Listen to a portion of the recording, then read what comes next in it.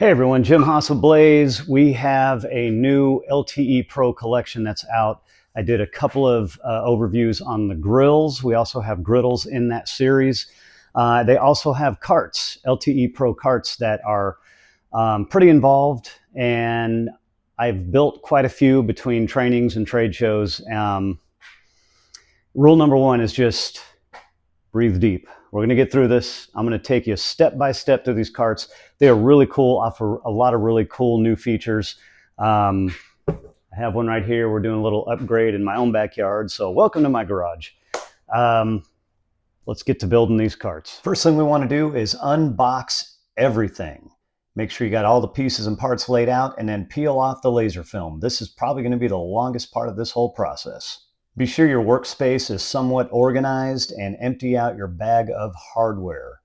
You want to start by separating the screws by length. There's going to be some shorter ones and then some slightly longer ones. We're going to start with the slightly longer ones, these small lock washers, and then the regular washer goes over the top of that. These are going to be to fasten the casters to the bottom of the cart. So get all that organized before we go any further. Now, in this hardware pack, I did find slightly larger lock washers. I've never seen these before, and I will admit, I'm putting those to the side because I don't think we're going to need them. We're going to start with the bottom panel of this cart. We're going to know that it's the bottom panel because it's going to have the rails that the caster's attached to. We're going to start by hand tightening all the screws and the casters to the bottom of the cart, and then come back and tighten them with a screwdriver. I highly recommend using a screwdriver for all of this. Don't use a drill.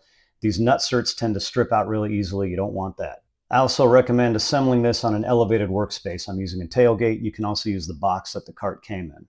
Once the casters are tightened down, we're going to start by securing the back panel to the bottom of the cart. You can easily identify the back of the cart because it's going to have the nutserts that the back wall screws into. Also, if you're facing the cart, you're going to see the vent holes that should be on your right. That's going to be for the pull-out drawer that the propane tank sits in. Using the shorter screws and no washers necessary for this part of the build, start screwing down the back panel by hand, only a few threads at a time. You want to leave everything loose until the body of the cart is together, then we'll tighten it all up.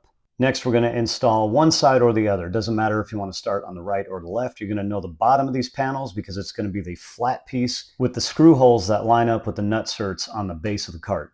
It's also easy to identify the tops of the left and right side because they're going to have these 8 nutserts that the shelves screw into. Again, screw everything down by hand, a few threads at a time is all we're doing right now.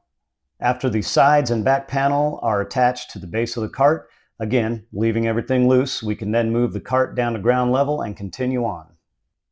Up next, we're going to secure the top back panel to the cart. The top of this panel is identified by this stainless steel flange and slotted screw inserts. Easiest way to install this panel is start with the bottom and then line up the slotted screw holes at the top. Up next is the contoured face panel. These circular vent cutouts are going to be the bottom right corner of this faceplate. Line up the screw holes with the nutserts on the left and right panels. And again, keeping everything loose, only hand tightening by 3 or 4 threads. Time to start tightening down the screws on the basic body of this cart. We're going to start with the left and right front corners. Very important to be sure that the left and right front bottom corners are lined up with the base of the cart before you tighten down these screws. These side panels tend to want to suck in a little bit as you tighten down. You want to make sure everything is flush so that the doors and drawers line up properly. And now continue tightening down all the screws on this cart. They don't have to be super tight, just nice and snug by hand. Time to assemble the inside of this cart, starting with this center brace. You can identify the front side of this brace by the rubber bumpers that are going to be the door stop. Line up the screw holes with the nutserts and tighten down by hand. This center brace will be secured on the back of the cart as well. Shelf assembly. This cutout detail on the front left corner will fit into the slotted corner of the faceplate. Once everything is lined up, secure the top, sides, and back of the shelf. This is another instance where it might be a little easier to do everything just a few threads at a time until the shelf is completely lined up, and then come back and tighten it all down. Up next, the right side drawer rail. Line up the screw holes with the nutserts on the bottom of the cart and on the outer right side of the cart and tighten them down by hand.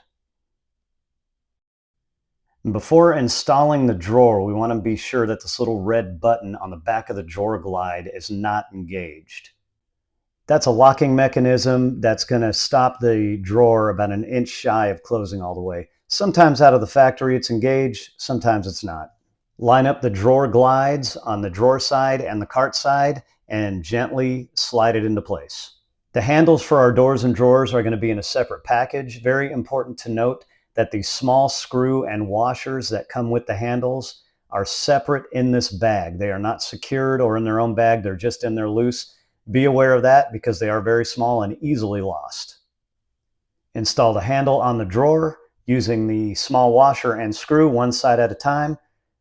Tighten it up by hand.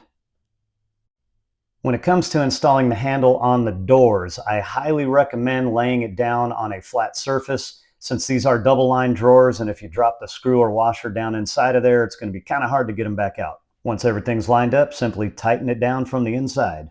Now, before we install these doors, we want to open up these adjustable hinges as much as possible. As you can see in this video clip, as I turn the screwdriver counterclockwise, it opens up the tab on the end of this hinge. These hinges are made for fine-tune adjustments front to back and left to right.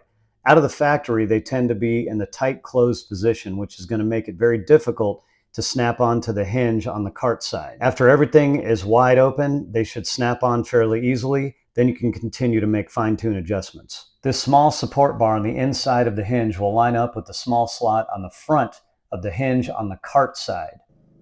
This tab will then wrap around the back of the hinge and lock it into place. Sometimes you may have to give it a little bump with the palm of your hand.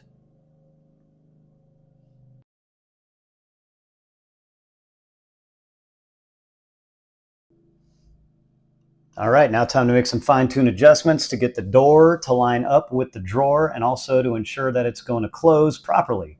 Make small adjustments and test often. Each hinge has two adjustment screws. One's going to adjust front to back, the other's going to adjust left to right. Shelf installation. Each shelf is going to require two brackets with the arrows pointing up and the support pins facing to the outside. I like to start by completely securing one bracket to the cart and then only putting one screw on the other bracket to start.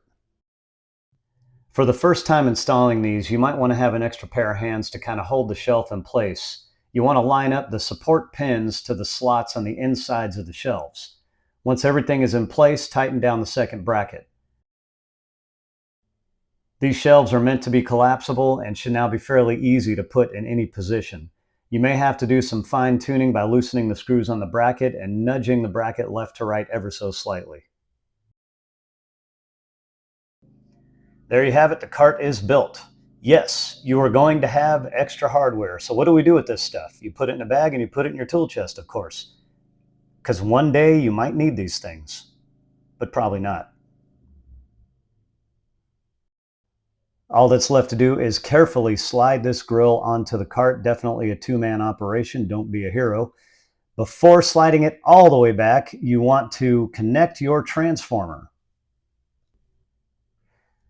Then slide it all the way back. Give the back of the grill a little lift so that it lifts up and over and secures onto this stainless steel flange on the back of the cart. Just one more thing to do, secure the front left corner of the grill to the cart, little extra security. See, I told you we might need that extra hardware. It's a good thing we held on to it. With one of the longer screws, line up the screw hole to the nutsert on the side of the cart and tighten it down by hand. For more info on the grill itself, I'll put an overview down in the comments below, as well as a good practices and initial setup video. There you go, assembly of the LTE Pro carts from Blaze. These are going to work with the LTE Pro grills and griddle that were launched earlier this year. Plenty more overviews on all these things coming up. I've also got a couple overviews on the grill itself if you're interested in those features. Check that out online. And our good friend Cajun Keith Guidry did an overview on the LTE Pro griddle. So hopefully this helped. Happy grilling. Cheers. See you soon.